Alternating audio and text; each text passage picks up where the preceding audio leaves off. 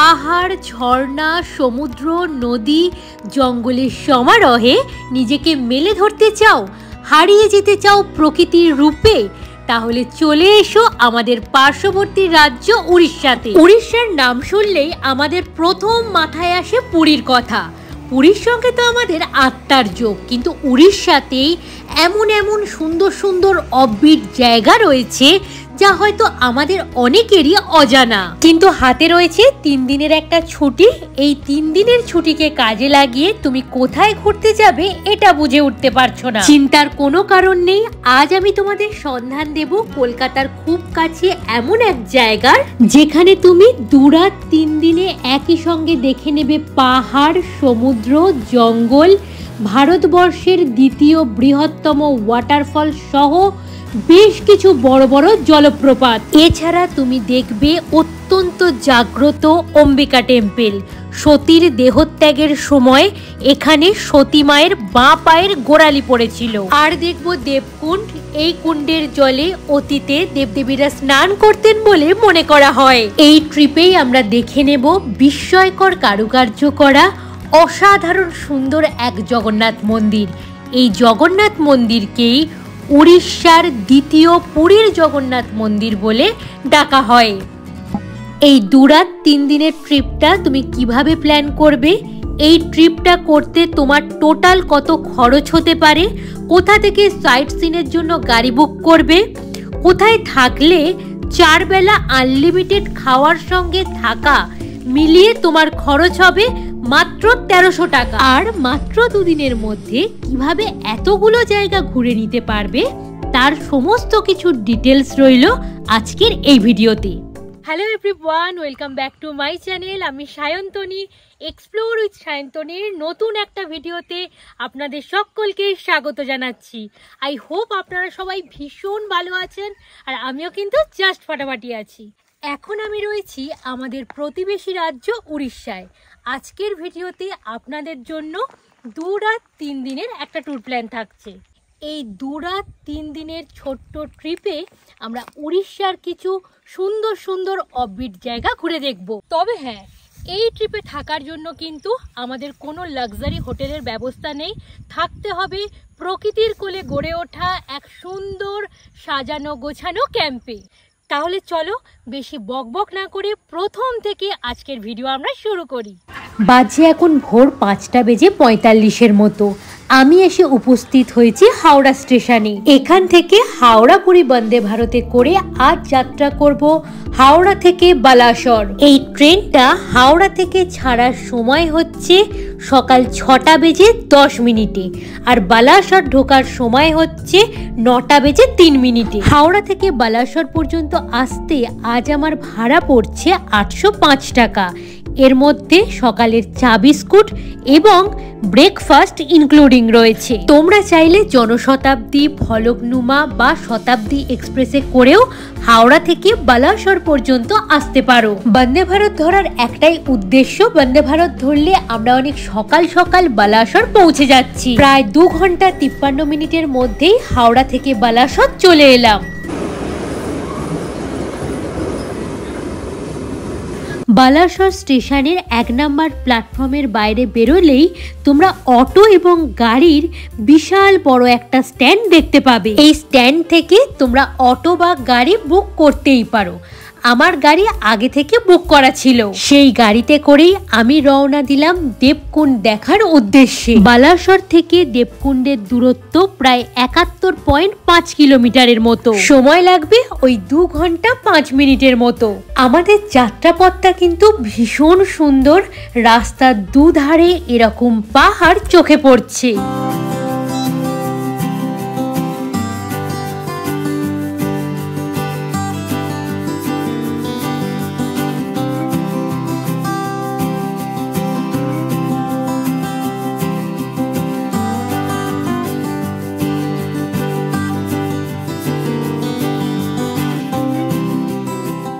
দেবকুণ্ডের গেটের সামনে এসে শুনলাম গাড়ি ভেতর অবধি যাবে না, কারণ ভেতরের রাস্তায় কাজ হচ্ছে। গেটের উল্টো দিকে বাইকের একটা স্ট্যান্ড রয়েছে, এখান থেকে বাইক ভাড়া করে ভেতর পর্যন্ত যেতে হবে। যাদের বাইক ওনারা যদি তোমাদের চালিয়ে নিয়ে যায় এবং নিয়ে আসে, সেক্ষেত্রে মাথাপিছু লাগবে 300 টাকা করে। এক্ষেত্রে কিন্তু সময়সীমাটাও বাঁধা, 1.5 ঘন্টার মধ্যেই তোমাকে ফিরতে হবে। আর তুমি যদি নিজে চালিয়ে যাও তাহলে বাইক পিছু লাগবে 500 টাকা করে। এক্ষেত্রে কোনো সময়সীমা নেই, দেবকুণ্ড যতক্ষণ খোলা থাকে সেই সময়ের মধ্যে ফিরলেই হবে। বলে রাখি, দেবকুণ্ডে প্রবেশ করার সঙ্গে সঙ্গেই কিন্তু ফোনের নেটওয়ার্ক চলে যাবে, আর বাইকও আসবে একটা নির্দিষ্ট জায়গা অবধি।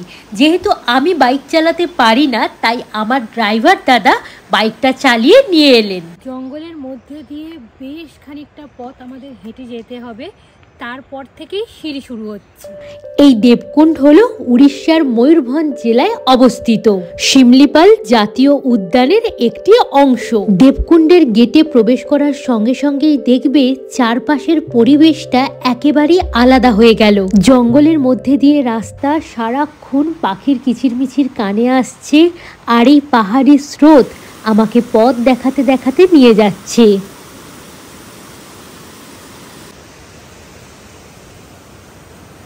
এই হলো আজকে আমার ড্রাইভার দাদা, ভীষণ ভালো এবং হাসি খুশি মানুষ। সত্যি কথা বলতে উনি না থাকলে আজকে হয়তো আসতেই পারতাম না। ভিডিও তোমরা দেখতে থাকো, ওনার নাম্বার তোমাদেরকে শেয়ার করে দিচ্ছি। বেশ অনেকটা পথ আমরা চলে এসেছি, আর কিছুক্ষণের মধ্যেই আমরা দেবকুণ্ড ওয়াটারফলসের সামনে পৌঁছে যাব।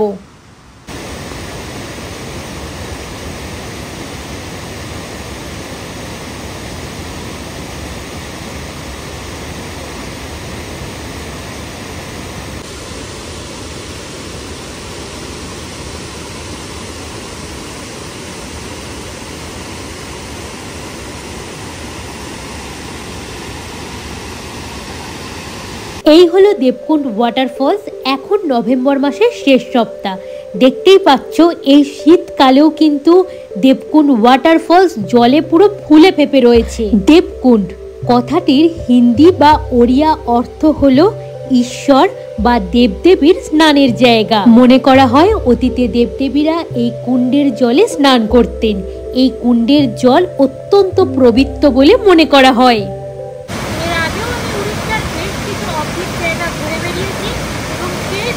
আপনাদের সামনে তুলে ধরেছি, এই জায়গার সৌন্দর্য আমার দেখা পূর্ববর্তী সমস্ত জায়গার সৌন্দর্যকে ছাপিয়ে গেছে। এখানে রয়েছে অত্যন্ত জাগ্রত অম্বিকা টেম্পল, যেখানে পৌঁছতে গেলে আমাদের প্রায় 400টা মতো সিঁড়ি ভাঙতে হবে। চলো যাত্রা শুরু করি।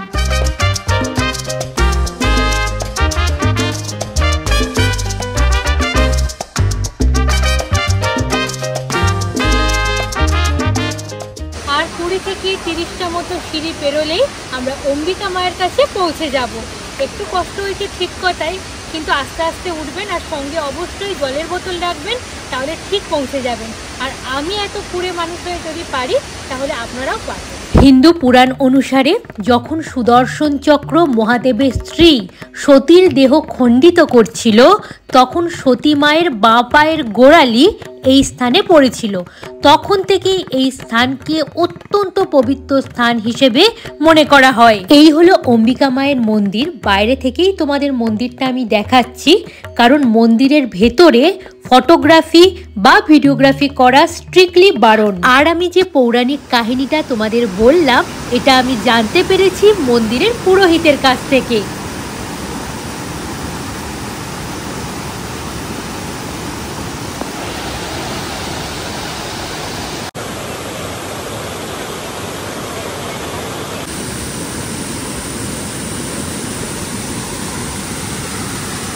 মন্দিরের পিছন দিক থেকে একটা জলস্রোত নিচে আছড়ে পড়ছে, এটাই দেবকুণ্ড ওয়াটারফলসের সৃষ্টি করেছে। ওয়াটারফলস দেখতে যাওয়ার পথে বা ফেরার পথে একটা নদী তোমাদের চোখে পড়বে।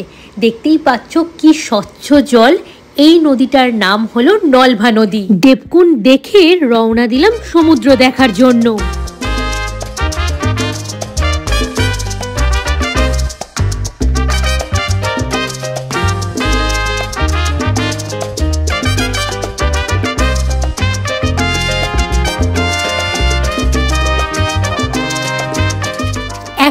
আমরা যাচ্ছি এক শান্ত, নিরিবিলি, কোলাহলমুক্ত, পরিষ্কার পরিচ্ছন্ন সমুদ্র সৈকতের উদ্দেশ্যে। রাস্তায় দেখা হয়ে গেল বুড়িবালাম নদীর সাথে।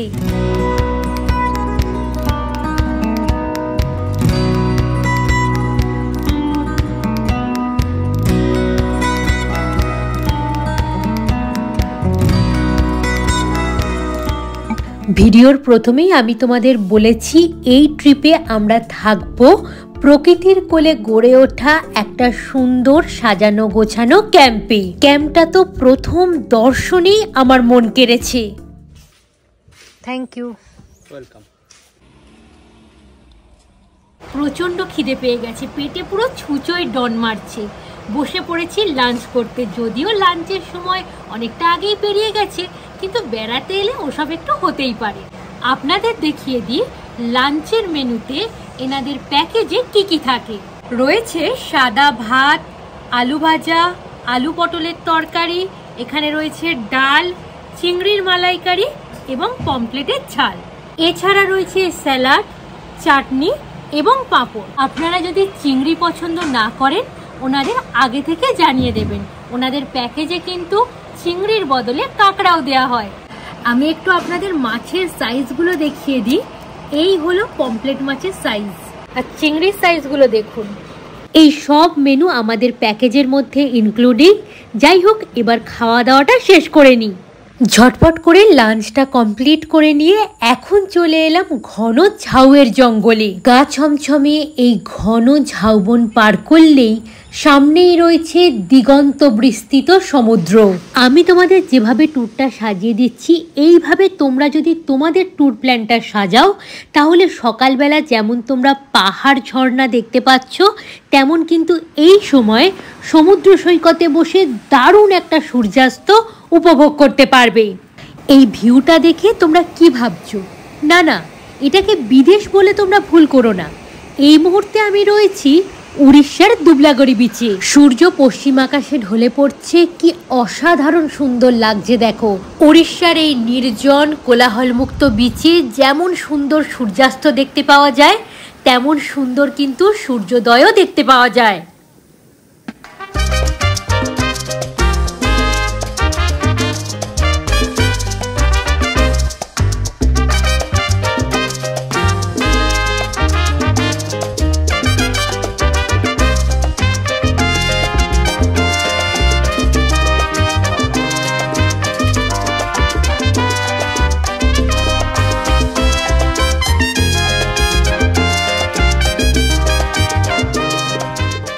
এরপর বিচ থেকে ফিরে আমার তো চক্ষু চড়ক গাছ।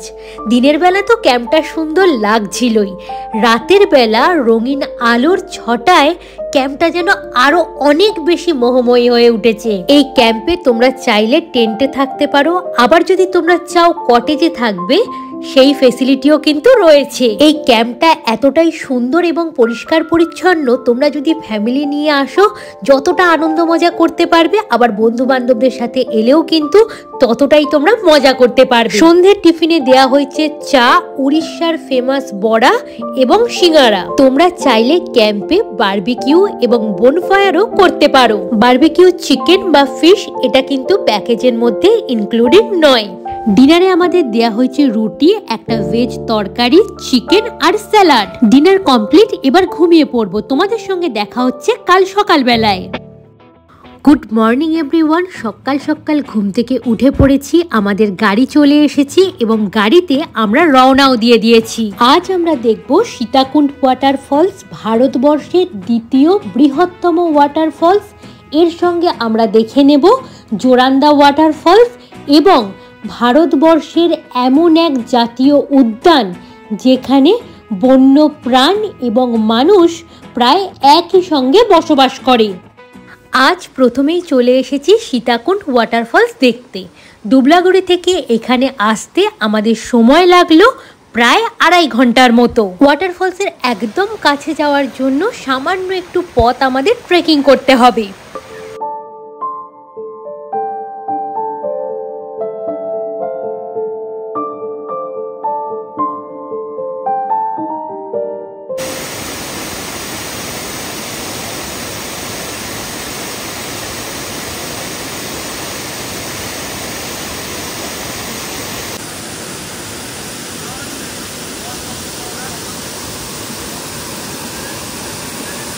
এই সীতাকুণ্ড জলপ্রপাতটি রয়েছে উড়িষ্যার ময়ূরভঞ্জ জেলায়। উড়িষ্যার এই সীতাকুণ্ড জলপ্রপাত পৌরাণিক কাহিনীর সাথে জড়িত। কথিত আছে সীতামা বনবাসের সময় বেশ কয়েকদিন এখানে আশ্রয় নিয়েছিলেন। তার নামানুসারেই এই জায়গার নামকরণ হয়েছে। এরপর রাস্তার ধারে একটা ছোট্ট দোকান থেকে আমরা আমাদের ব্রেকফাস্টটা সেরে নিলাম, আর আমাদের গাড়ি ছুটলো শিমলিপাল ন্যাশনাল পার্কের দিকে। আমরা এখন উপস্থিত হয়েছি শিমলিপাল ন্যাশনাল পার্কের পিঠাবাটা গেটের সামনে। এখানে রয়েছে অফিস, এখান থেকেই পারমিট করাতে হয়।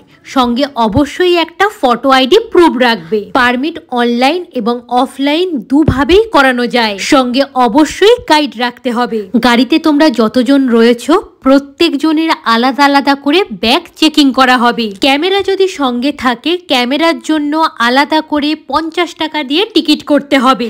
গেট দিয়ে আমরা প্রবেশ করে গেছি। গেটের উল্টো দিকেই দুটো মজার জিনিস রয়েছে, সেটা তোমাদের দেখাচ্ছি। দুটো গুহা রয়েছে।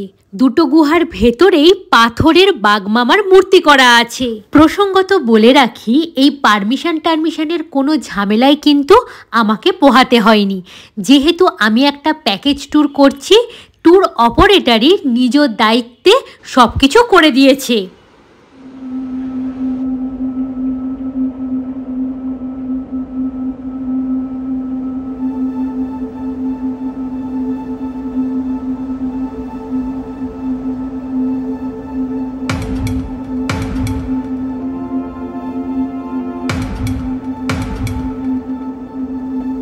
জঙ্গলে প্রবেশ করার পরে 3 জায়গায় আমাদের পারমিট চেকিং হবে। এই শিমলিপাল অভয়ারণ্যটি ভারতের বৃহত্তম অভয়ারণ্যগুলির মধ্যে একটি, যা প্রায় 2750 কিলোমিটার অঞ্চল জুড়ে রয়েছে। 1979 সালে শিমলিপালকে আনুষ্ঠানিকভাবে বন্যপ্রাণী অভয়ারণ্য হিসেবে ঘোষণা করা হয়েছিল। এটি ভারতবর্ষের এমন একটি জাতীয় উদ্যান যেখানে মানুষ এবং বন্য প্রাণ প্রায় একই সঙ্গে বসবাস করে। এই জাতীয় উদ্যানের মাঝে মাঝে প্রায় উপজাতি সম্প্রদায়ের বাসস্থান তোমার চোখে পড়বে। আমরা এখন শিমলিপাল ফরেস্টের মধ্যে জোরান্দা ওয়াটারফলস দেখতে যাচ্ছি। শুনেছি এই ওয়াটারফলসটা বিশাল বড় একটা ওয়াটারফলস, প্রায় 594 ফিট ওপর থেকে জল আছড়ে পড়ছে।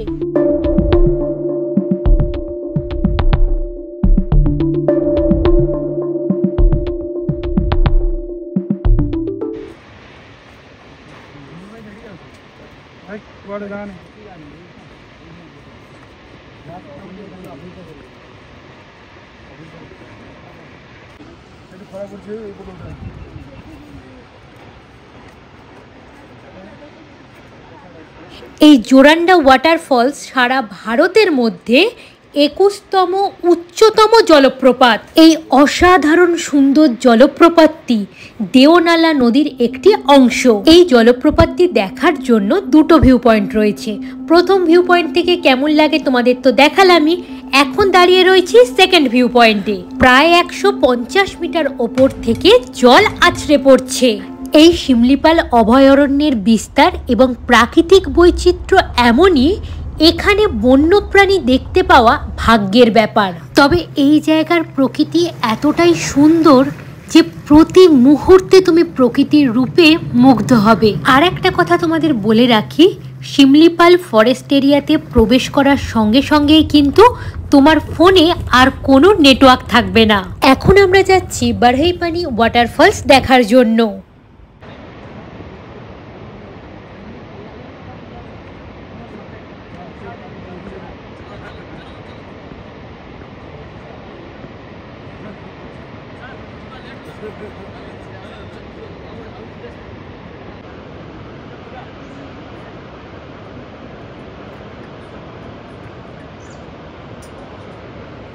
এই ওয়াটারফলসটি ভারতবর্ষের দ্বিতীয় বৃহত্তম ওয়াটারফলস, আর এটি উড়িষ্যার সবচেয়ে বড় ওয়াটারফল। এই দ্বিস্তরযুক্ত ওয়াটারফলসটির মোট উচ্চতা প্রায় 1309 ফুট।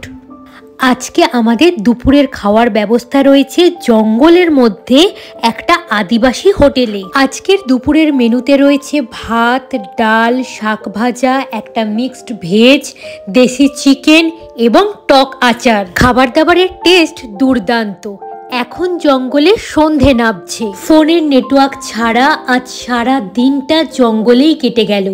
এ সত্যি একটা অন্য রকমের অভিজ্ঞতা। তোমরা যারা ঘুরতে যেতে ভালোবাসো, আমি তোমাদের প্রত্যেককে বলবো 2 রাত 3 দিনের এই ছোট্ট ট্রিপটা অবশ্যই করো, ভীষণ ভালো লাগবে। এরপর আমাদের ক্যাম্পে ফিরে একবার কিচেনে ঢু মারলাম, দেখলাম গরম গরম চিকেন পকোড়া তৈরি হচ্ছে। এনাদের রান্না বান্না একদম ঘরোয়া রান্নার মতো।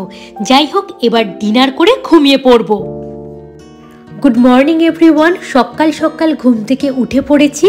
আজকেই আমি কলকাতায় ব্যাক করব। তার আগে চলো দিনের আলোতে এই ট্রিপিলার ক্যাম্পটা তোমাদের একটু ভালো করে ঘুরিয়ে দেখিয়ে দিই। এখন এনাদের একটা কটেজ রুম আমি তোমাদের দেখাচ্ছি। দরজা দিয়ে ঢুকে দেখতে পাচ্ছি বিশাল বড় সাইজের একটা বেড রয়েছে, যেখানে তোমরা 4 জনে খুব ভালো করে থেকে যেতে পারবে। এদিকে রয়েছে ড্রেসিং টেবিল এবং ছোট্ট একটা ওয়ার্ড্রপ। রুমে একটা স্ট্যান্ড ফ্যানও দেয়া আছে। আর এটা হলো রুমের সঙ্গে অ্যাটাচ ওয়াশরুম। প্রতিটা রুমের সামনে খুব সুন্দর সিটিং অ্যারেঞ্জমেন্ট করা। আর এটা হলো খড়ের ছাউনি দেয়া একটা খুব সুন্দর ডাইনিং এরিয়া। তোমরা যদি এই ট্যুর প্যাকেজ বুক না করে অনলি ডুবলাগুড়ি সি বিচে ঘুরতে আসো, তাহলেও কিন্তু তোমরা এই ট্রিপিলার ক্যাম্পে থাকতে পারো।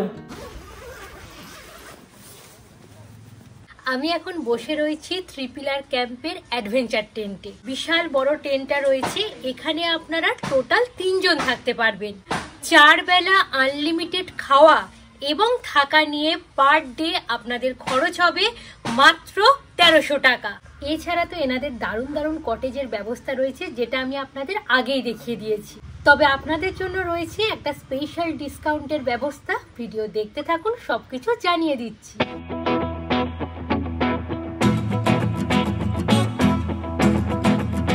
চলো এবার এনাদের একটা ডবল বেডের কটেজ রুম তোমাদের দেখিয়ে দিই। এই বেডটায় মোটামুটি তোমরা 3 জনে খুব ভালো করে শুয়ে পড়তে পারবে।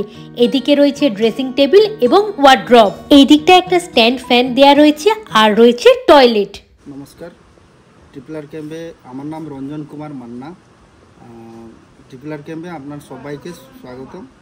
আর আমাদের রিসোর্টে থাকা খাবার নিয়ে 2 রকম ব্যবস্থা আছে। আপনি যদি টেন্টে থাকবেন 1300 টাকা পার হেড, আর রুমে থাকলে 800 করে পড়বে পার হেড।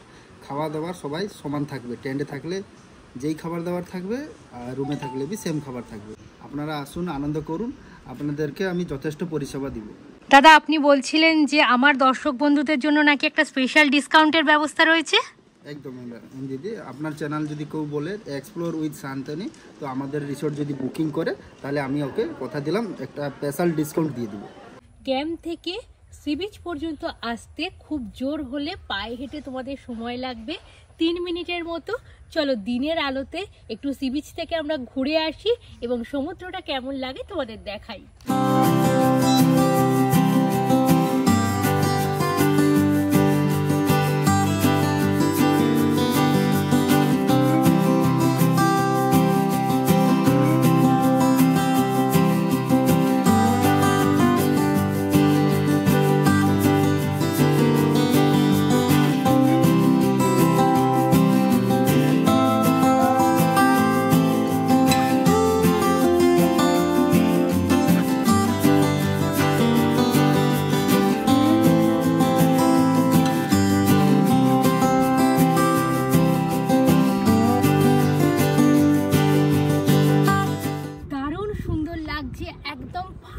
পরিষ্কার পরিচ্ছন্ন একটা সি বিচ।